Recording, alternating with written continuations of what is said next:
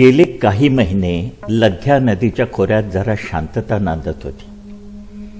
तेवढ्यात 1939च्या सप्टेंबर महिन्यात नैनितालला बातमी आली की एका 12 वर्षाच्या मुलीला कोटकेंद्रे गावात एका वाघाने ठार मारले. फॉरेस्ट डिपार्टमेंटच्या डोनाल्ड स्टुअर्टकडनं मिळालेल्या बातमीत तपशीलवार वर्णन नव्हतं, पण काही दिवसांनंतर मी जेव्हा प्रत्यक्ष त्या ठिकाणी भेट दिली तेव्हा मला सर्व सविस्तर कळलं.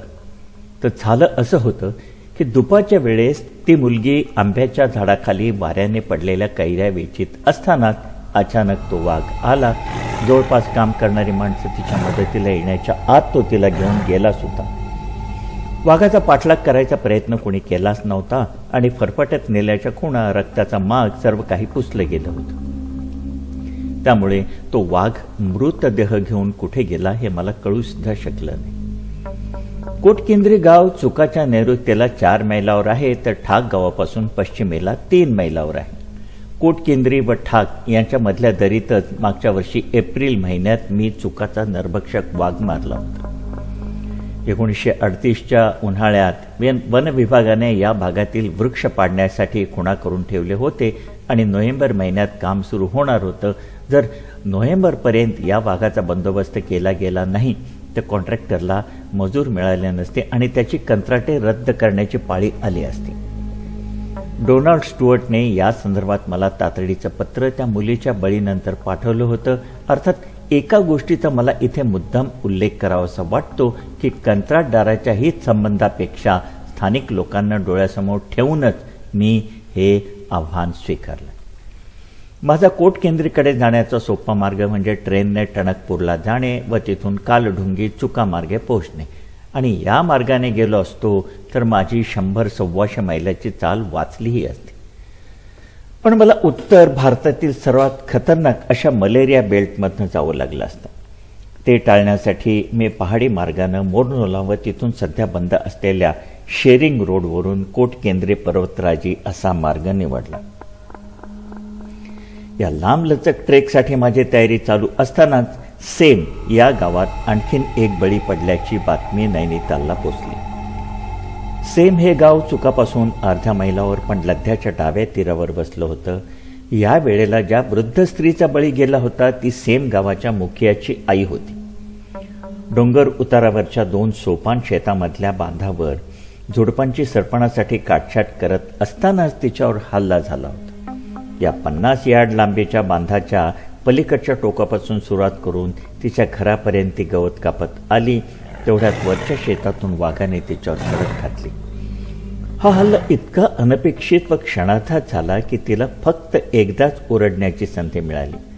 त्यानंतर तिला 12 फूट उंच बांधावरून नेऊन वरचं शेत ओलांडून पलीकडच्या जंगलात तो वाघ पसार झाला. तिचा 20 वर्षाचा मुलगा त्यावेळी अगदी शेजारच्या भाताच्या शेतात काम करीत होता आणि ही सर्व घटना त्याच्या नजरेसमोर घडली. पण भीतीने गर्भगरीत झाल्याने तो जागचा हलू सुद्धा शकला नाही. त्याच्या तातडीच्या बोलावण्यावरून 2 दिवसांनी गावचा पटवारी तेथे आला. त्यानं 80 माणसं जमवली आणि ज्या दिशेने वाघ त्या बाईला घेऊन गेला होता त्या दिशेला शोध घेतल्यानंतर त्यांना त्या स्त्रीचे फाटलेले कपडे व हाडाचे काही तुकडे मिळाले. ही घटना दिवसाढवळ्या 2 वाजता घडली आणि वाघाने तिला घरापासून फक्त 60 यार्डावर खाऊन फस्त केलं होतं. या दुसऱ्या घटनेनंतर अल्मोडा, नैनिताल व गढवाल या 3 जिल्ह्यांचा डेप्युटी कमिशनर एबॉट्सन आणि मी तातडीने विचार विनिमय केला. योजना अशी ठरली, तिबेटच्या सीमेवरच्या अस्कोट या गावातल्या जमिनीचा 1 कज्जा सोडवण्यासाठी एबॉट्सनला तिथे निघायचं होतं. या वेळापत्रकात एबॉट्सनने थोडा बदल करून बागेश्वर मार्गे न जाता माझ्याबरोबर सेमला यावं आणि तिथे आठवडाभर राहून मग अस्कोटसाठी पायी रवाना व्हावं. मी जो मार्ग पहिल्यांदा निवडला होता त्या मार्गावर फारच अवघड चढ चढावा लागणार होता. त्यामुळे आम्ही नांदोरच्या खोऱ्यातून जाऊन नांदोर व लध्या या नद्यांच्या पाणलोटांचा प्रदेश ओलांडायचा आणि लध्याच्या काठाकाठाने सेमला पोचायचं असं ठरलं. त्यानंतर 12 ऑक्टोबरला एबॉट्सन दाम्पत्य नैनितालहून निघालं व मी त्यांना चौरगासियाला येऊन मिळालो. नांदोर नदीच्या काठाकाठांनी फिशिंग करीत करीत आम्ही 5व्या दिवशी दुर्गा पिपलाला आलो. एक दिवस तर आम्ही आमच्या हलक्या ट्राऊट रॉडने 120 मासे गळ्याला लावण्याचा विक्रम केला. दुर्गा पिपलला आम्ही नदीचा काठ सोडला व एक अतिशय उभा चढ चढून ती रात्र जंगलात काढली. दुसऱ्या दिवशी अगदी पहाटे सुरुवात करून त्या रात्री आम्ही लध्या नदीच्या डाव्या तीरावरून चलती गावापासून 12 मैलावर तंबू ठोकले. यावर्षी पावसाळा जरा लवकरच संपला होता आणि आमच्या दृष्टीने हे वरदानच ठरलं, कारण काही ठिकाणी उभे ताशीव कडे लागल्याने दर पाव मैलावर नदी ओलांडण्याची वेळ येत होती. असंच एकदा नदी ओलांडताना आमचा एक बुटक बैंगण असलेला स्वयंपाकी पाय घसरून पाण्यात गेला. केवळ आमचं जेवण घेऊन येणाऱ्या माणसाने प्रसंगावधान दाखवल्यामुळे तो वाचला. चौरगालिया सोडल्यापासून 10व्या दिवशी आमच्या राहुट्या सेम गावातल्या एका वैराण शेतात पडल्या. हे ठिकाण त्या दुर्दैवी स्त्रीच्या झोपडीपासून फक्त 200 यार्डावर आणि लध्या सारदा नद्यांच्या संगमापासून 100 यार्डावर होतं. पोलीस डिपार्टमेंटचा गिल बॅडेल सेमला एक दिवस मुक्काम करून होता. त्याने काही ठिकाणी या भागासाठी रेडे बांधले होते. हा वॅडेल आम्हाला आता सेमला येताना वाटेत भेटला होता. त्याचे ते रेडे आता फॉरेस्ट डिपार्टमेंटच्या मॅकडॉनल्डनं आम्हाला वापरायला दिले. पण वॅडेलच्या इतक्या दिवसाच्या सेममधल्या वास्तव्यात वाघाने बऱ्याच वेळेला सेमला भेट देऊनसुद्धा एकाही रेड्याला स्पर्श केला नव्हता. आम्ही सेमला आल्याच्या दुसऱ्या दिवशी एबॉट्सन, पटवारी, फॉरेस्ट गार्ड्स व आसपासच्या गावाचे प्रमुख यांच्याशी बोलत असताना मी पगमक्स वगैरे काही मिळतात का ते बघायला बाहेर पडलो. आमचा तंबू व संगम यांच्या मधल्या भागात तसेच लध्याच्या दोन्ही तीरावर वाळू पसरलेली होती. या वाळूवर मला एका वाघिणीचे आणि वाघाचे ठसे मिळाले. बहुतेक मागच्या वर्षीच्या एप्रिल महिन्यामध्ये मी चुकाच्या नरभक्षकाच्या शिकारीसाठी इथे आलेलो असताना जे बछडे पाहिले होते त्यातलाच हा एक असावा.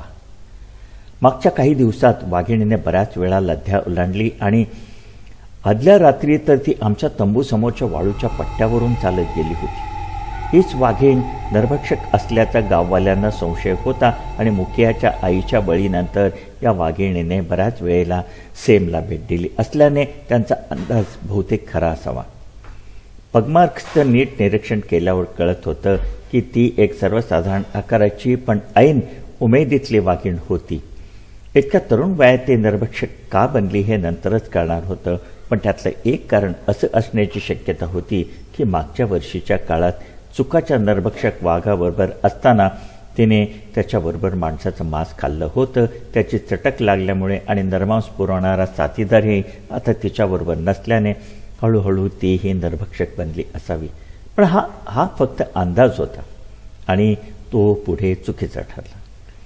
नैनितालहून निघण्या अगोदर मी टणकपूरच्या तहसीलदाराला पत्र लिहून माझ्यासाठी 4 रेडकं खरेदी करून सेमला पाठवायला सांगितली होती. त्यातला एक रेडा वाटेतच मेला व बाकीचे 3 24 ऑक्टोबरला सेमला पोचले. त्याच संध्याकाळी आम्ही हे 3 व मॅकडॉनल्डने दिलेला 1 असे सर्व रेडे वेगवेगळ्या ठिकाणी बांधले. दुसऱ्या दिवशी या सगळ्या ठिकाणी भेट द्यायला बाहेर पडल्यावर आम्हाला दिसलं की चुकाचे बरेच लोक इथे जमलेत आणि त्यांना काहीतरी महत्त्वाचं सांगायचं असावं. गावाभोवतीची शेतं नुकतीच नांगरली होती आणि आदल्या रात्री ही वाघीण त्या शेतात गुरांबरोबर उघड्यावर झोपलेल्या 3 कुटुंबांच्या अगदी जवळून गेली होती.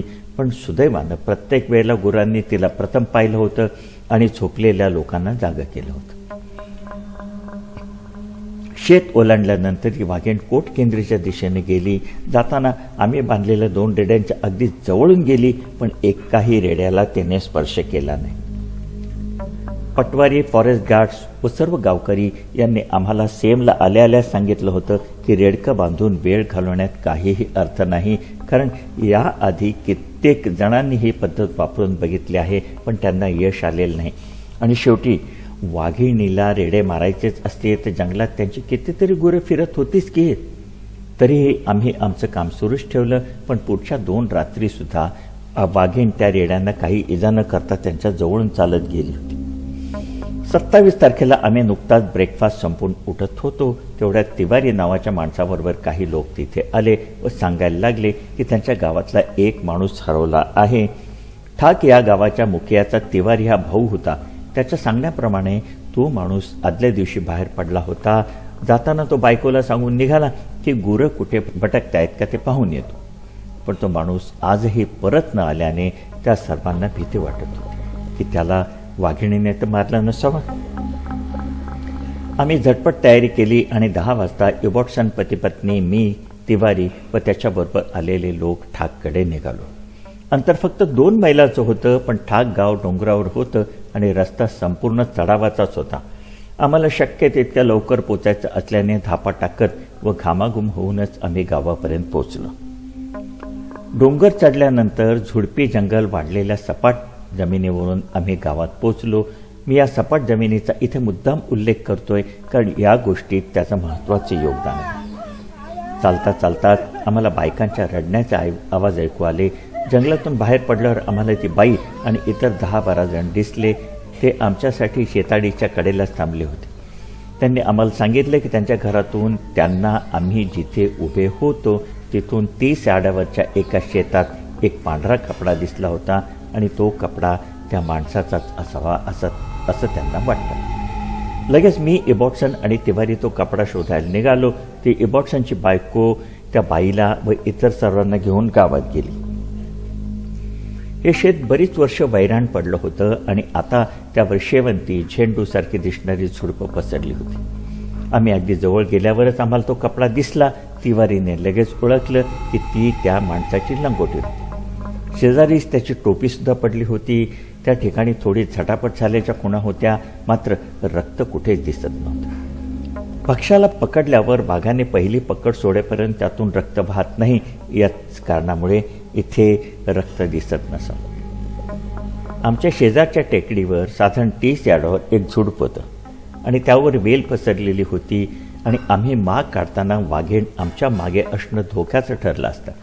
त्यामुळे पुढे जाण्या अगोदर त्या झुडपाच्या जवळ जाऊन एकदा बघायला पाहिजे होतं. या झुडपाच्या खालच्या मऊ मातीवर मला वाघिणीचे पगमार्क्स दिसले. त्या माणसावर हल्ला करण्यापूर्वी ती इथेच दबून बसली असावी. जिथून सुरुवात केली होती तिथे आम्ही एकत्र जमलो. माग कसा काढावा यासंबंधी योजना अशी ठरली. वाघिणीला भक्ष्यावरच गाठायचं हे आमचं पहिलं ध्येय असल्यामुळे मी माग काढत काढत सर्वांच्या पुढे चालायचं. हातात हत्यार नसलेला तिवारी माझ्या मागे 1-2 पावलं राहून उजव्या डाव्या बाजूला नीट लक्ष ठेवेल व इबॉट्सन मागून हल्ला होऊ नये याची काळजी घेईल.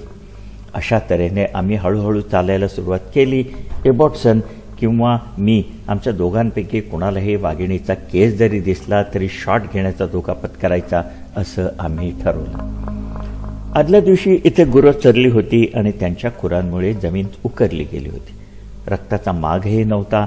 त्यामुळे वाघिणीच्या तिथून जाण्याचा एकमेव पुरावा म्हणजे क्वचित एखादं पायाखाली दबलं गेलेलं गवताचं पात किंवा त्या दिशेला दुमडलेलं एखादं पान. साहजिकच आमची हालचाल फारच कुर्मगतीने चालली होती. त्या माणसाला असं 200 यार्ड तोंडात पकडून नेऊन वाघिणीने त्याला मारलं होतं आणि तिथेच टाकून ती निघून गेली होती. बऱ्याच वेळाने ती परत आली आणि भक्ष्य तोंडात घेऊन निघून गेली होती. बहुतेक याच वेळेला ठाकच्या गावकऱ्यांनी त्या दिशेला सांबर ओरडताना ऐकलं होतं. बहुधा गुरांनी ते दृश्य बघून वाघिणीला हुसकून लावलं असणार आणि म्हणूनच त्या माणसाला मारल्यानंतर वाघिणीने ताबडतोब लांब न नेता थोड्याच वेळासाठी त्याला तिथे सोडलं असावं. या ठिकाणी रक्ताचं थारोळं साचलं होतं व जेव्हा परत येऊन त्याला वाघीण घेऊन गेली होती त्यावेळी त्याच्या गळ्यातून रक्त व्हायचं थांबलं होतं. यापुढे त्या माणसाच्या शरीराचा अरुंद भाग तोंडात पकडल्यामुळे आता तर तिचा माग काढणं अतिशय कठीण बनलं होतं. वाघीण डोंगरावरून एकाच उंचीवरून चालत होती. इथे दाट झुडपं आणि गवत वाढलेलं असल्याने फार लांबचं दिसत नव्हतं. त्यामुळे आमची प्रगती सावकाश धीम्या गतीने चालू होती. 2 तासात आम्ही फक्त अर्धा मैल अंतर कापलं होतं आणि डोंगर कड्यापर्यंत पोचलो होतो. या डोंगराच्या पलीकडच्या दरीत मी 6 महिन्यापूर्वी माग काढून सुखाचा नरभक्षक वाघ मारला होता. इथे कड्यालगत एक मोठा पसरट खडक होता. आम्ही आलो त्याच्या विरुद्ध दिशेला त्याला उतार होता. या खडकाच्या उजव्या बाजूने या वाघिणीचे माग गेले होते. आमच्या बाजूने थोडं वर चढत गेलेल्या खडकाच्या मागे एखादी सावलीची जागा असेल तर वाघीण तिथेच गेली असणार किंवा अगदी जवळपास गेली असणार याबद्दल मला खात्री होती. इबॉट्सन व माझ्याकडे अगदी हलके रबरी तळाचे बूट होते, पण तिवारी अनवाणी होता. त्यामुळे आम्ही तिघही त्या खडकाजवळ अजिबात आवाज न करता पोचलो. माझ्या दोन्ही सहकाऱ्यांना एकदम स्तब्ध उभं राहून पुढे मागे नीट लक्ष ठेवायला सांगून मी खडकावर हाताची पकड घेतली आणि इंचाने वर चढू लागलो. खडकाच्या पलीकडे खाली सपाट जमिनीचा एक तुकडा होता आणि जसा त्याचा जास्तीत जास्त भाग माझ्या नजरेच्या टप्प्यात येऊ लागला तसं त्या खडकाच्या वळचणीला वाघीण बसली असेल हा माझा अंदाज खरा ठरेल असं वाटायला लागलं.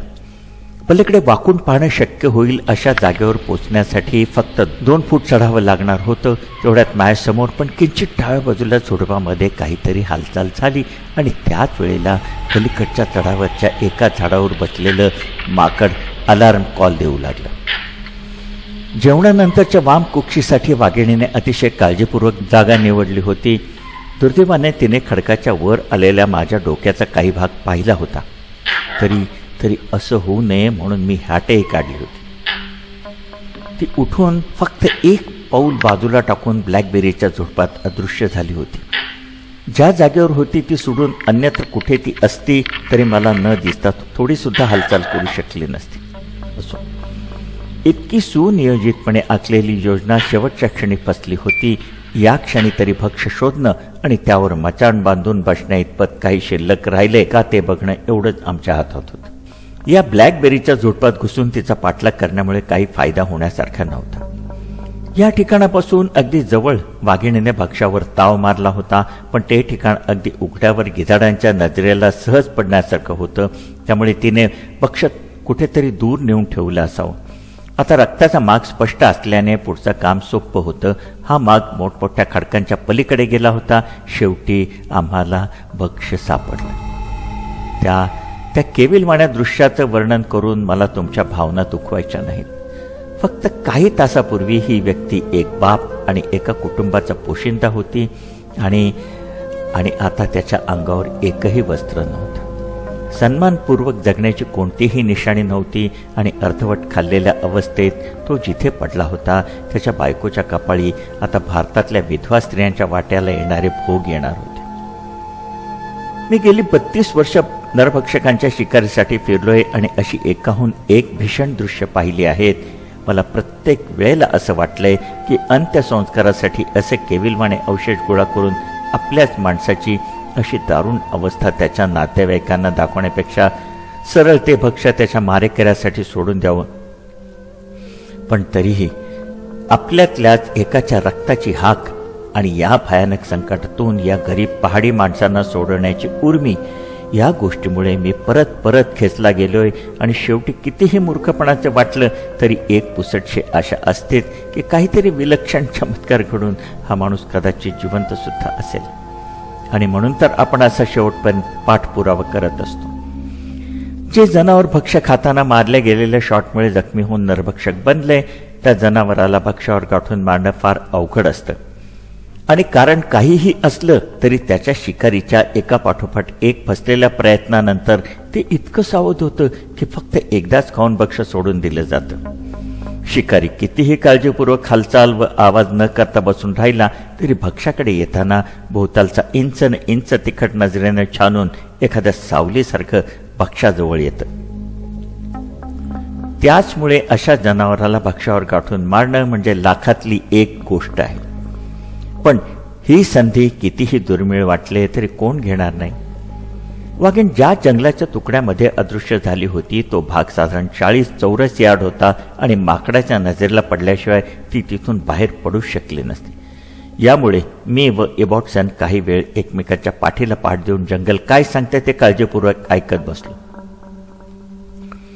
मचाण बनवण्यासाठी गावात परत जावं लागणार होतं आणि आमच्या तेवढ्या गैरहजेरीत वाघीण ते भक्ष्य दुसरीकडे नेण्याची शक्यता होती.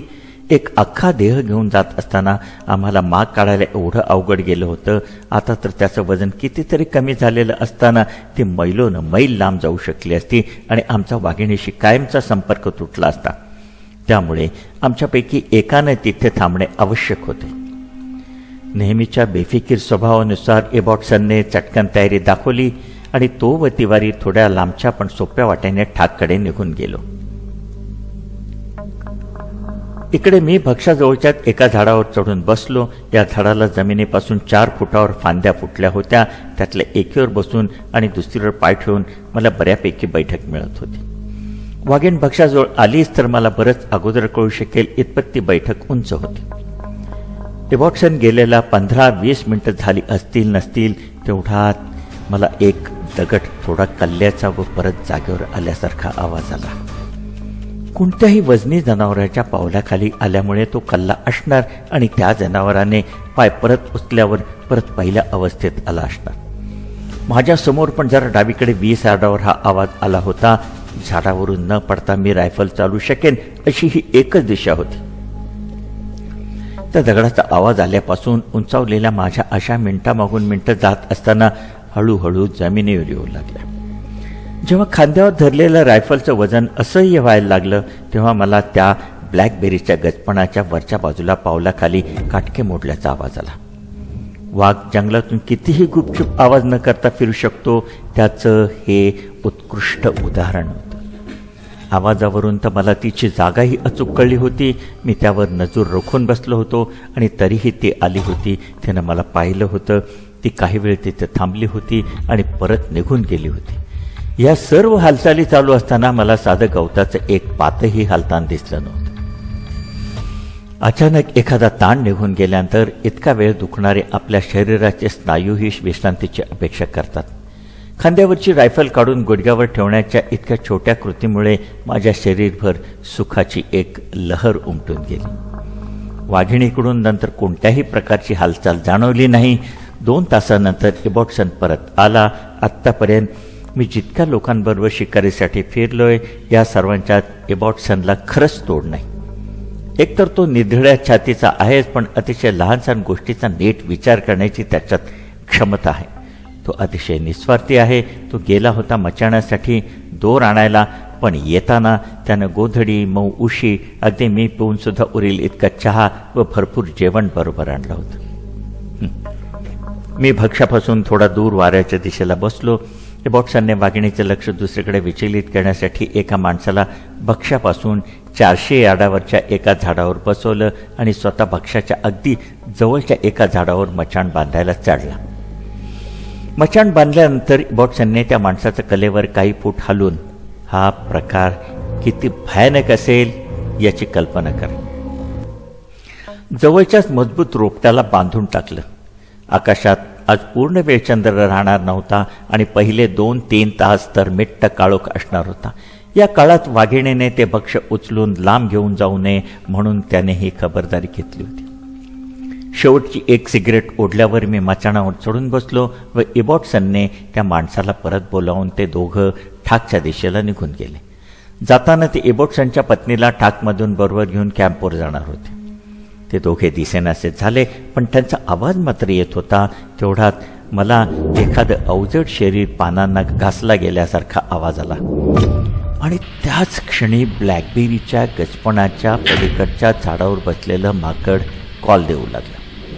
हे माकड इतक्या वेळी गप्पच होतं. माझं नशीब तर अपेक्षेपेक्षा बलवत्तर ठरणार अशी लक्षणं होती. वाघिणीचं लक्ष विचलित करण्यासाठी लांबवरच्या झाडावरचा दुसरा माणूस बसवण्याची इबॉट्सनची क्लुप्ती बहुतेक यशस्वी झाली होती. एक उत्कंठावर्धक क्षण निघून गेला. मग दुसरा, मग तिसरा आणि त्यानंतर मी ज्या ठिकाणी तो खडक चढून गेलो होतो त्या ठिकाणी एक भेकर जोरजोराने भुंकत माझ्या दिशेला पळत आला. याचा अर्थ वाघीण भक्ष्याच्या दिशेला न येता इबॉट्सनच्या मागोमाग गेली होती. ही मात्र चिंताजनक बाब होती कारण बहुधा या वाघिणीने या भक्ष्याचा नाद सोडला असावा आणि नवा बळी मिळवण्याच्या प्रयत्नात ती असावी. निघण्यापूर्वी सर्व तऱ्हेची खबरदारी घेण्याचे इबॉट्सनने आश्वासन दिलं होतं पण डोंगराच्या माझ्या बाजूला त्या भेकराचा आवाज ऐकल्यावर वाघीण भक्ष्याकडे जात असल्याचा गैरसमज होणं स्वाभाविक होतं. जर त्यामुळे तो काही क्षण जरी निष्काळजी राहिला तर वाघिणीला तिची संधी मिळणार होती. अशी अतिशय अस्वस्थ अशी 10 मिनिटं निघून गेली आणि दुसरं एक भेकर ठाकच्या दिशेला भुंकताना मला ऐकायला आलं.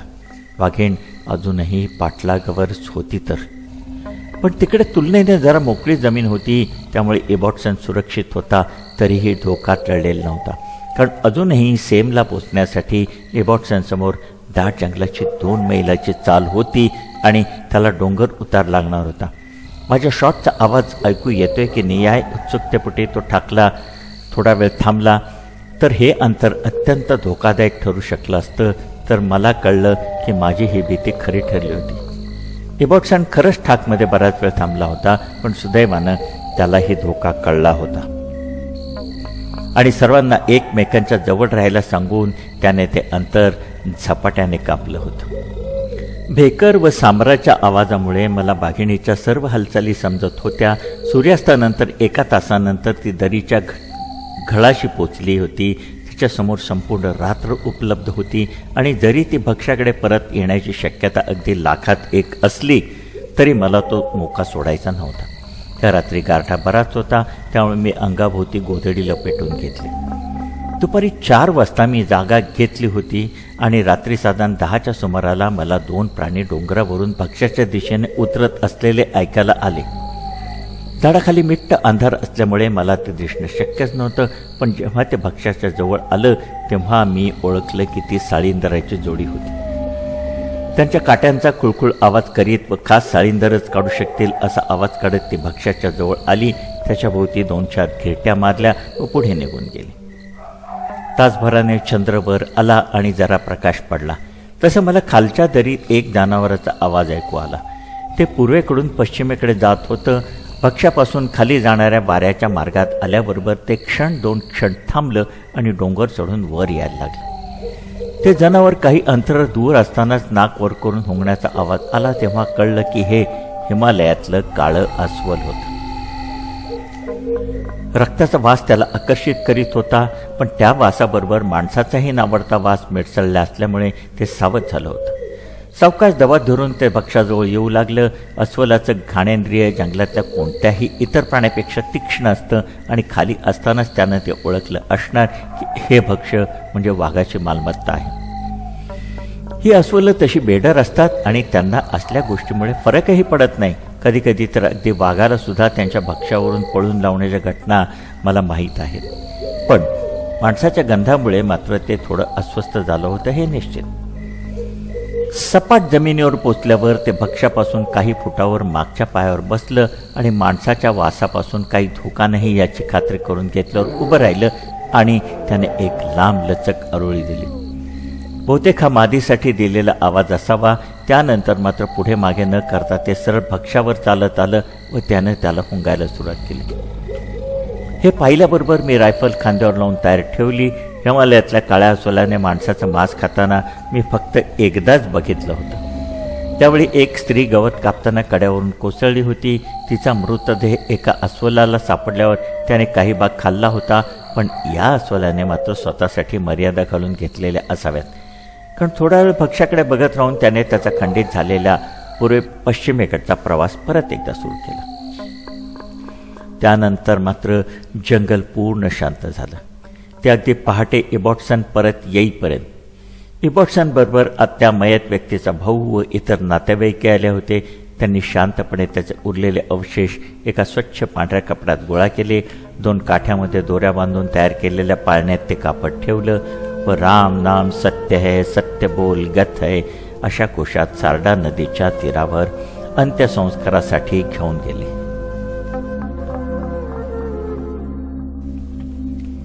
इबॉट्सनचा चुकापर्यंत पाठलाग केल्यानंतर रात्रीच केव्हा तरी वाघिणीने लथ्या नदी ओलांडली होती आणि आमच्या कॅम्पच्या मागच्या झुडपी जंगलापर्यंत येऊन गेली होती.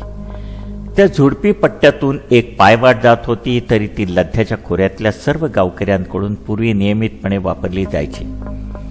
या वाघिणीच्या भीतीमुळे मात्र गेले कित्येक दिवस ती वापरली गेली नव्हती. 18 तारखेला इबॉट्सनच्या दररोजच्या टपालाची टणकपूर ते सेमने ने-आण करणाऱ्या रनर्सना कॅम्पवर पोचायला उशीर झाला. त्यामुळे वेळ वाचवण्यासाठी त्यांनी शॉर्टकट म्हणून या पायवाट्याने जायला सुरुवात केली. सुदैवाने सर्वात पुढे असणाऱ्या माणसाला अगदी मोक्याच्या वेळी वाटेलगतच्या झुडपात लपून बसलेली वाघीण दिसली. इबॉट्सन व मी ठाकवरून कॅम्पवर नुकतेच पोचत होतो. तेवढ्यात ते दोघं घाईघाईने आले आणि आम्हाला ही घटना सांगू लागले. आम्ही दोघंही ताबडतोब तिकडे गेलो.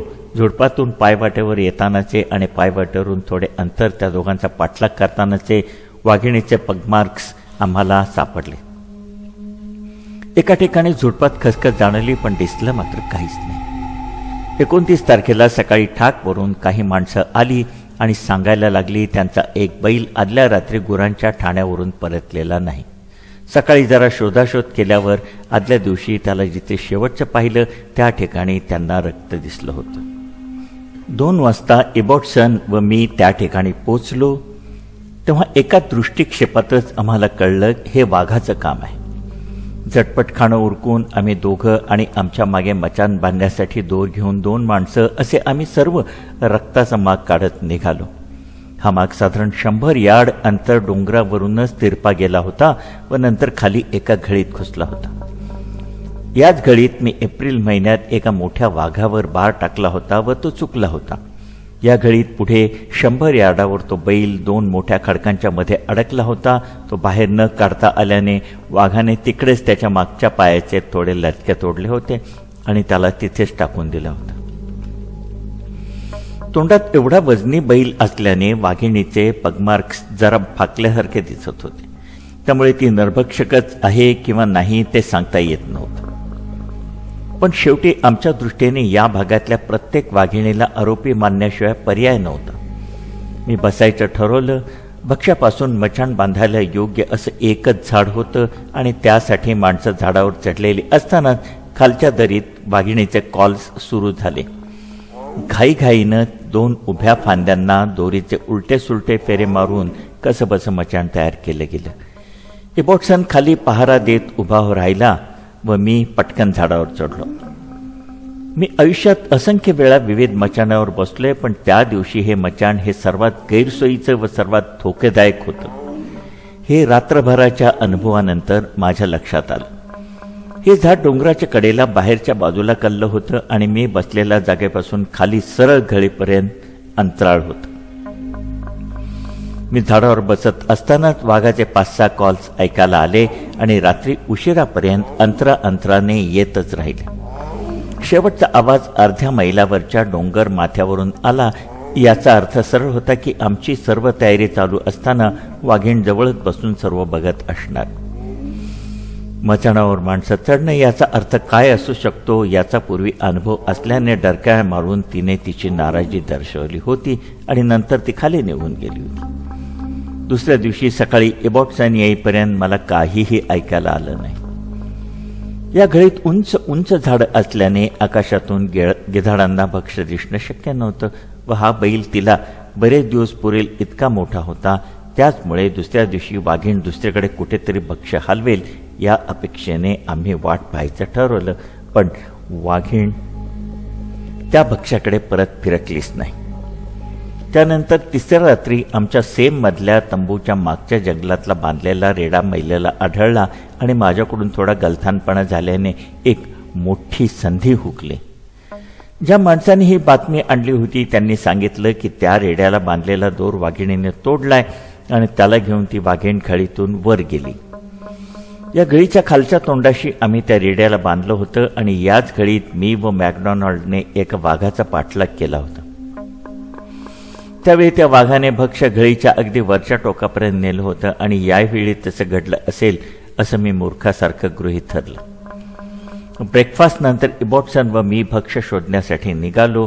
ही घळ 50 यार्ड रुंद होती आणि डोंगरावर चढत चढत पार फूट हिल्सपर्यंत घुसली होती. पहिले 200 यार्ड ती सरळ गेली होती व नंतर ती डावीकडे वळली होती. या वळणाच्या पलीकडे पण डाव्या हाताला बरीच छोटी छोटी रोपटी उगून गचपण तयार झालं होतं. त्याला लागूनच एक टेकाड 100-150 फूट उंच चढत गेलं होतं. या टेकाडावर दाट गवत वाजलं होतं. त्या रोपट्याच्या गचपणा शेजारी पण घळीच्या पात्रातच एक पाण्याचं डबकं तयार झालं होतं. मागच्या एप्रिल महिन्यामध्ये इतक्या वेळेला त्या घळीतून वर खाली करून सुद्धा रोपट्याच्या गचपणात वाघाला लपून बसण्यासाठी अतिशय योग्य जागा होती याची मी नोंद घेतली नव्हती. आणि आता वळणावरून पुढे जाताना आम्ही सावधगिरी बाळगली नाही. त्यामुळे झालं असं की काही मिनिटापूर्वी तिथे पाणी पित असलेल्या वाघिणीने आम्हाला प्रथम पाहिलं. आम्हाला न दिसता ती फक्त एकाच मार्गाने दृष्टीआड होऊ शकत होती, ते म्हणजे दाट गवतातून सरळ उभा चढून टेकाडावर जाणे आणि पलीकडच्या जंगलात आश्रय घेणे. या वाटेने टेकाडावर चढणं आम्हाला शक्यच नव्हतं. त्यामुळे आम्ही गळीतून थोडं पुढे आलो आणि ज्या ठिकाणी एका सांबराची वाट आडवी गेली होती ती पकडून वर टेकाडावर पोचलो. ही वाघीण आता त्रिकोणी आकाराच्या एका पठारावर पोचली होती. एका बाजूला लध्या नदी, दुसऱ्या बाजूला कडा व तिसऱ्या बाजूला डोंगरांची रांग यांनी बंदिस्त झालेला हा त्रिकोणी भाग फारसा विस्तीर्ण नव्हता आणि वेळोवेळी तिच्या हालचालीची माहिती देण्यासाठी चितळ सांबर होतीच. पण तिथे पावसाच्या पाण्याने तयार झालेले खोल चर भरपूर होते आणि तिथेच कुठेतरी आमचा वाघिणीशी संपर्क तुटला. अजूनही आम्ही भक्ष्यापर्यंत पोचलो नव्हतंच. त्यामुळे परत एकदा सांबराच्या वाटेने घळीपर्यंत आलो आणि थोडा शोध घेतल्यावर कोवळ्या रोपट्यांच्या दाटीत आम्हाला भक्ष्य सापडलं. जवळपास कुठेही मचाण बांधायला योग्य झाड नव्हतं. त्यामुळे आम्ही मचाणाची कल्पना रद्द केली. डोंगर उतारावरचा एखादा मोठा दगड पहारीने उचकटून काढून बसायला जागा करता आली असती, पण नरभक्षकाशी सामना करायला ही पद्धत योग्य नव्हती. तरीही आम्हाला ही संधी वाया जाऊन द्यायची नव्हती, म्हणून आम्ही भक्ष्याजवळच गवतात कुठेतरी जागा बांधून संध्याकाळपर्यंत बसायचा विचार करीत होतो. या योजनेवर 2 आक्षेप होते. एक, जर आम्हाला शॉट मिळाला नाही व वाघिणीने भक्ष्याजवळ आम्हाला पाहिलं तर ती भक्ष्य सोडून निघून जाईल. मागच्या दोन्ही वेळेला अगदी हेच झालं होतं. आणि 2, भक्ष्य आणि आमचं मुक्कामाचं ठिकाण यामध्ये दाट जंगल होतं व अंधार पडल्यावर तिकडे जाण्यात भयानक धोका होता. सरासर विचार करून शेवटी उद्या काहीतरी वेगळं घडेल अशी आशा करून आम्ही योजना रद्द करून टाकली. दुसऱ्या दिवशी सकाळी तिथेच येऊन पाहिलं तर वाघिणीने भक्ष्य हलवलं होतं. साधारण 300 यार्डापर्यंत घळीच्या पात्रातून ती वर गेली होती, पण एका दगडावरून दुसऱ्या दगडावर पाऊल टाकल्यामुळे कुठेही ड्रॅग मार्क किंवा पग मार्क्स दिसत नव्हते. इथे मात्र गोंधळल्यासारखी अवस्था झाली, कारण या ठिकाणी असंख्य वेड्या वाकड्या ठशांचा जंजाळ होता. पण एकही ठसा भक्ष्य नेत असताना उमटलेला नव्हता.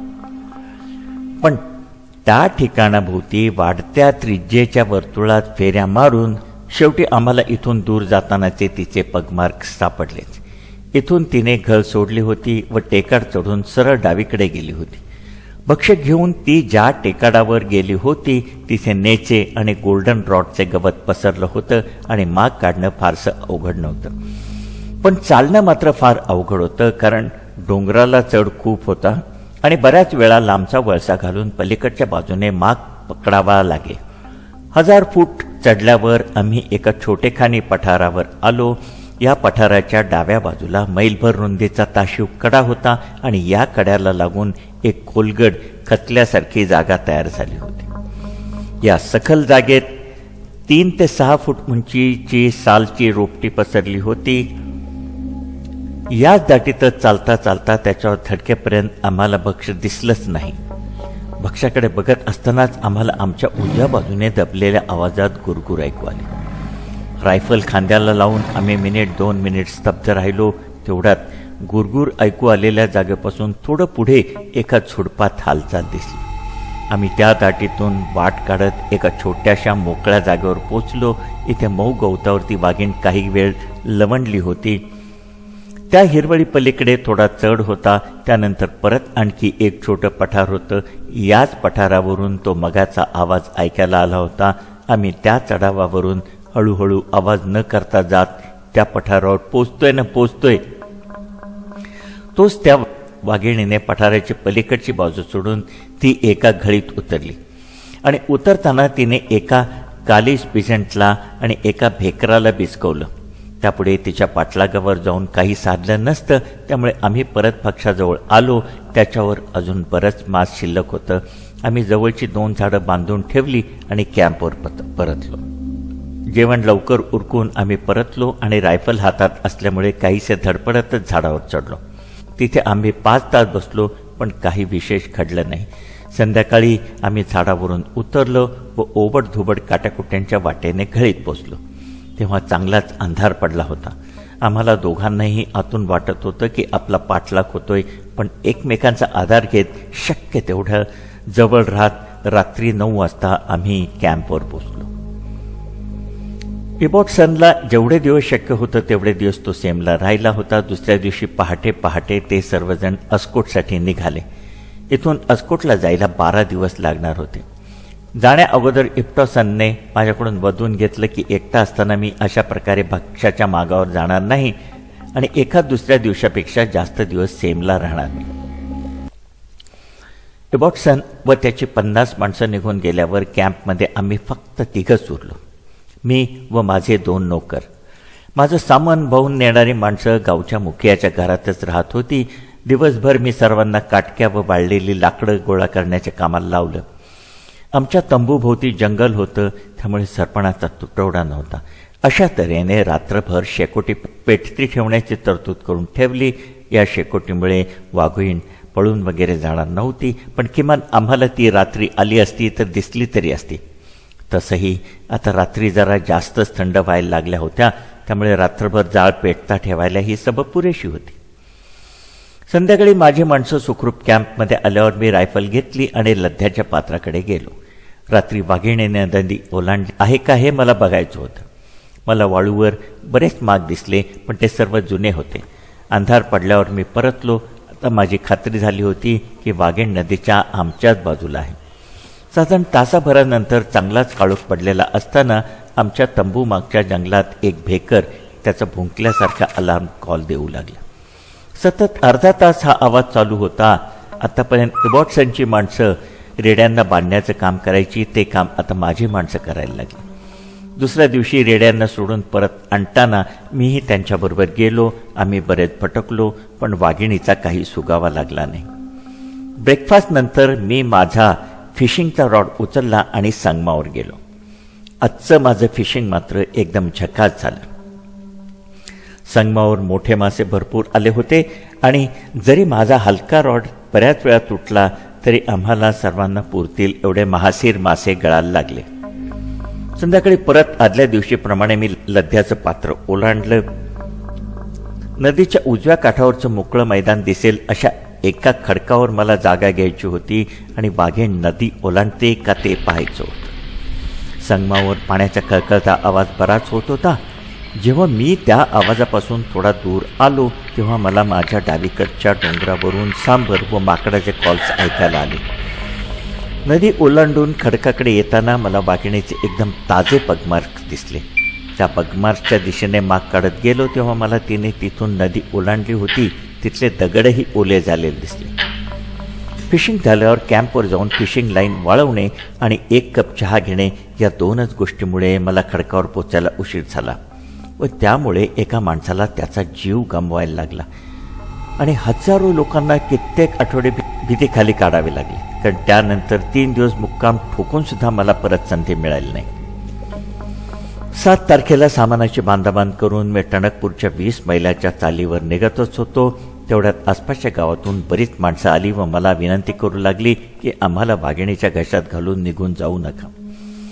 अशा परिस्थितीत असलेल्या माणसांना जो काही सल्ला देणं शक्य आहे तो देऊन व संधी मिळताच मी परत येईन असं आश्वासन देऊन मी निघालो. मी टणकपूरला दुसऱ्या दिवशीची ट्रेन पकडली आणि 9 नोव्हेंबरला नैनितालला परतलो. जवळजवळ महिनाभर मी या मोहिनीच्या निमित्ताने घराबाहेर होतो.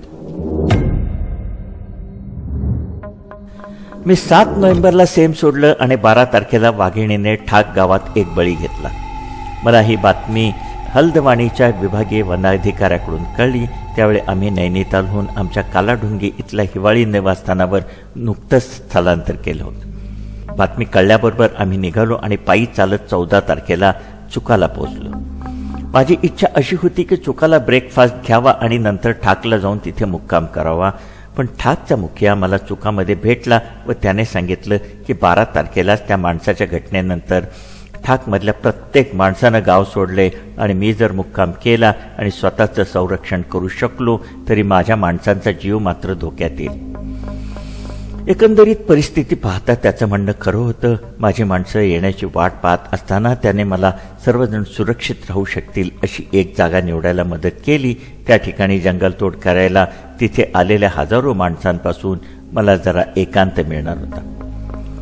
मला त्या वनाधिकाऱ्याचा टेलिग्राम मिळाल्याबरोबर मी टणकपूरच्या तहसीलदाराला तातडीचा निरोप दिला होता की माझ्यासाठी 3 रेडे खरेदी करून चुकाला पोचवावेत.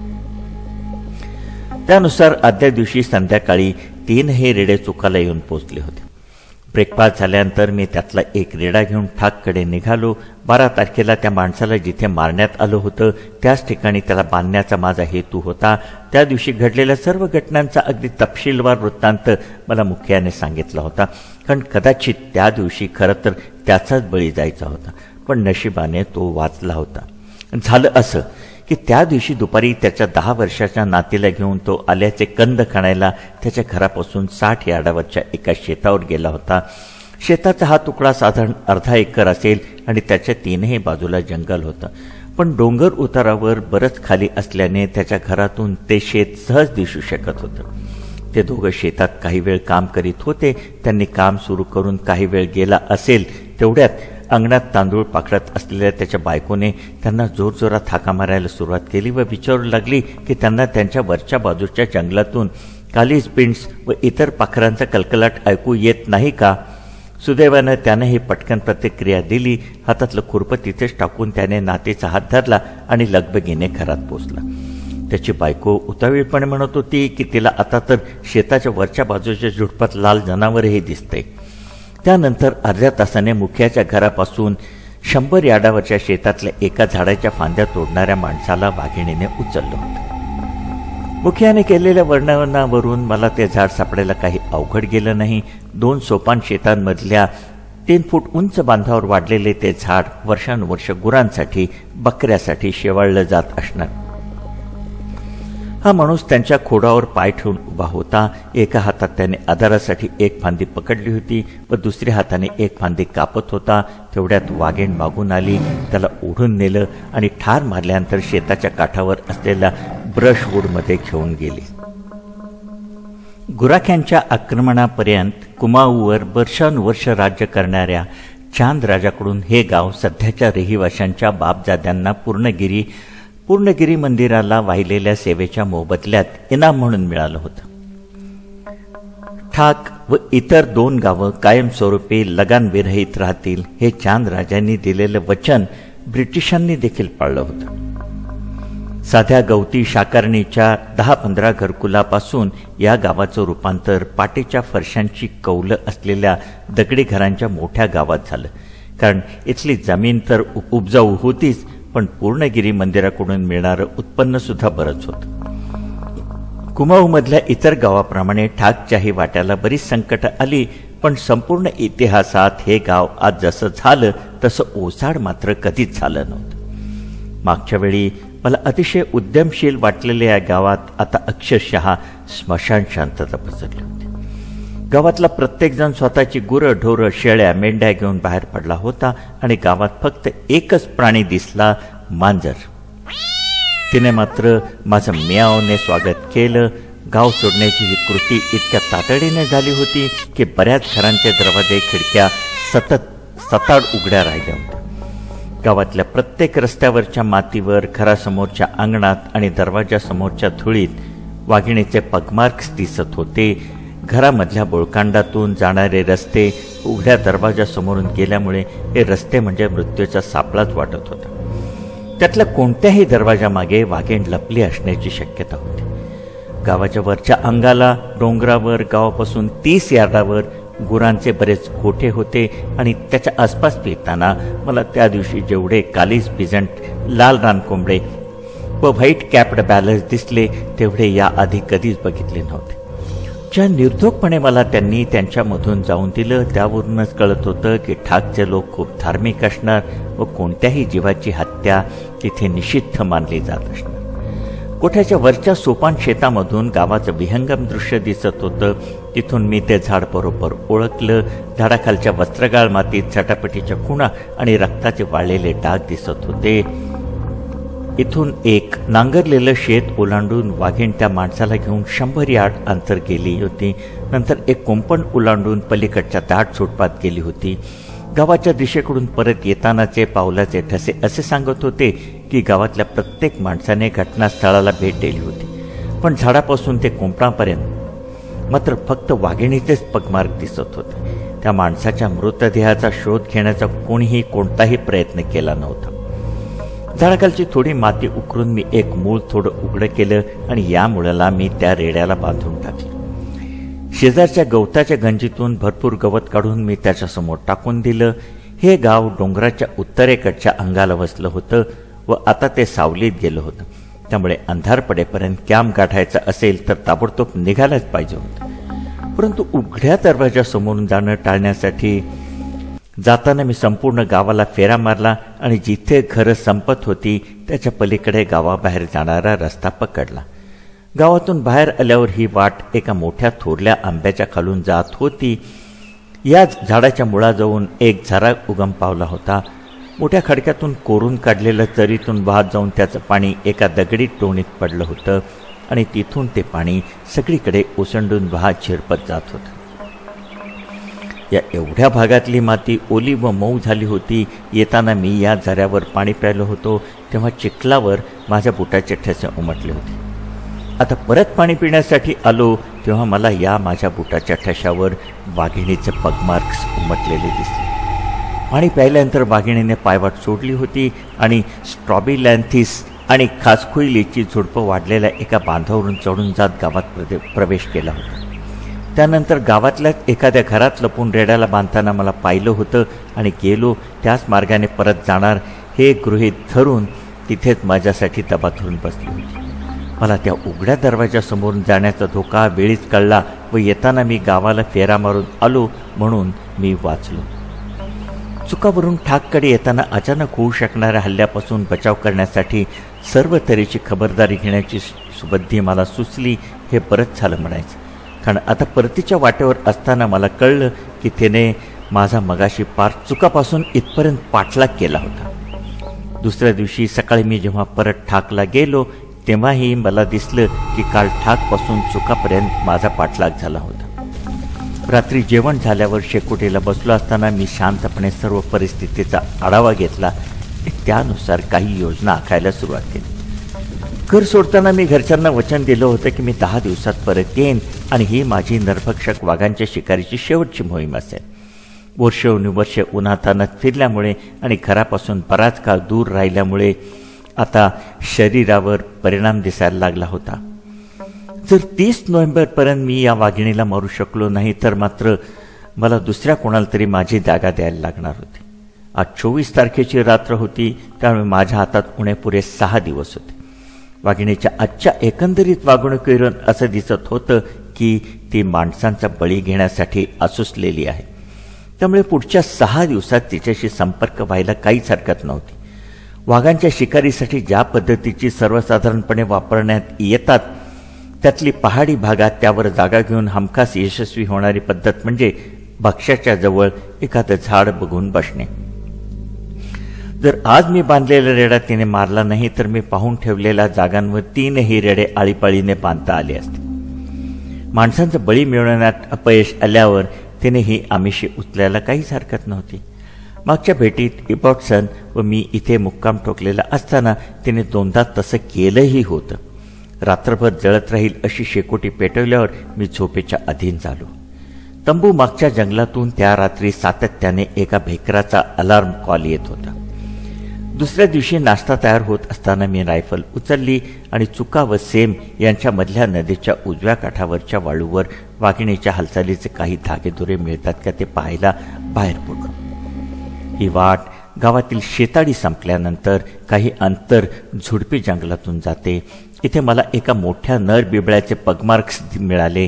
काल रात्री ते भेकर याच बिबळ्याला पाहून भुंकला असावं. एका छोट्या नर वाघाने गेल्या आठवड्यात लध्या नदीचं पात्र बऱ्याच वेळे ओलांडलेलं दिसलं होतं. या काळात नरभक्षक वाघिणीने मात्र ते एकदाच ओलांडलं होतं, तेही सेमकडून. इथे येताना मी येण्याच्या जरासच अगोदर एक अस्वल या वाळूवरून गेलं होतं. जेव्हा मी कॅम्पवर आलो तेव्हा बरेच जंगल कॉन्ट्रॅक्टर तक्रार घेऊन आले होते की आज सकाळी कामाचं वाटप चालू असताना अचानक एक अस्वल तिथं उपटलं आणि त्याने एकदम भीतीदायक पवित्रा घेतल्यावर सर्व मजुरांनी काम करायला नकार दिला. कित्येक हजार माणसं, कॉन्ट्रॅक्टरच्या म्हणण्यानुसार 5000, सध्या चुका व कुमायाचक या भागातील झाडं तोडून तासून मोटर रोडपर्यंत घेऊन जाण्याचं काम करण्यासाठी एकत्र आली होती. काम चालू असताना भीती घालवण्यासाठी हे सर्व लोक टिपेच्या आवाजात ओरडत असत. कुऱ्हाडी करवतीने मोठमोठी झाडे जमीनदोस्त होत असतानाचे, हातोडीने दगड फोडले जात असतानाचे आवाज आणि त्यात परत या माणसांचा आरडाओरडा यांचा एकत्रित परिणाम काय होत असेल याची कल्पना करून बघा. एवढे लोक एकत्र जमल्यावर आणि मनात वाघिणीची भीती असल्याने बऱ्याच वेळा चुकीच्या अफवा उठवल्या जात. धरभक्षकाच्या हल्ल्याचे या खोट्या अफवांचा पाठपुरावा करण्यात माझा बराच वेळ खर्ची गेला. वाघिणीची ही दशहत फक्त लध्याच्या खोऱ्यापुरतीच मर्यादित नव्हती, तर कालाढुंगापासून खिंडीपर्यंतच्या सारडा नदीच्या खोऱ्यापर्यंत पसरली. हा जवळजवळ 50 चौरस मैलाचा परिसर होता आणि त्यात 10,000 माणसं काम करीत होती. या कॉन्ट्रॅक्टर्स व मजुराशिवाय आसपासचे गावातले रहिवाशी, मजुरांना लागणाऱ्या वस्तू पुरवणारे छोटे मोठे फिरस्ते, दुकानदार, टणकपूरपासून ते कुमाऊच्या डोंगराळ भागात अक्रोड, मिरच्या, संत्री, त्यावेळी 12 आण्याला 100 संत्री मिळत असत. या वस्तू ने आण करणारे वगैरे सर्व होतेच. एका जनावराने इतक्या प्रचंड लोकसंख्येला वेठीस धरावं हे तसं अविश्वसनीयच होतं. पण काही वर्षापूर्वी अशीच एक घटना आफ्रिकेत घडली होती. तिथे नरभक्षक सिंहाच्या जोडीने युगांडा रेल्वेचं काम काही दिवसासाठी ठप्प केलं होतं. पुन्हा आता आपल्या गोष्टीकडे वळू. आज 25 तारीख ब्रेकफास्ट झाल्यावर मी दुसरा रेडा घेतला. ठाककडे जाणारी वाट चुका गावातील शेताळी ओलांडल्यावर डोंगराच्या पायथ्याने अर्धा मैल जाते. तिथे तिला फाटा फुटतो. एक फाटा डोंगरावरून वर ठाककडे जातो, तर दुसरा नागमोडी वळण घेत कुमायाचक वरून कोटकेंद्रीकडे जातो. या फाट्यावरच मला वाघिणीचे पगमार्क्स दिसले. हे पगमार्क्स सरळ ठाकपर्यंत गेले होते, पण दिशा ठाककडून चुकाकडे होती. त्या वाघिणीने आदल्या संध्याकाळी माझा ठाक ते चुका पाठलाग केला होता. याचा अर्थ सरळ होता की तिने रेडा मारला नव्हता. जरी हे निराशजनक असलं तरी त्यात फारसं काही विशेष नव्हतं. कोणताही वाघ गरजेपेक्षा जास्त शिकार करत नाही आणि कित्येक वेळेला असं घडतं की बांधलेल्या रेड्याजवळून बऱ्याच वेळा जाऊनही वाघ त्याला काही इजा करत नाही. दुसऱ्या रेड्याला त्या आंब्याच्या झाडाजवळ सोडून मी गावाला वळसा घालून पहिल्या रेड्याजवळ गेलो. त्याने गवत खाल्लं होतं. तो जिवंत होता, पण त्याची रात्र मात्र शांततेत गेली नव्हती. आदल्या दिवशी गावाच्या दिशेने येऊन वाघीण त्याच्या अगदी जवळून पुढे गेली होती. या रेड्याला घेऊन मी झऱ्यावर आलो. तिथे त्याला पाणी पाजलं आणि जरा मोकळ्यावर चरून देऊन परत पहिल्या ठिकाणी आणून बांधलं.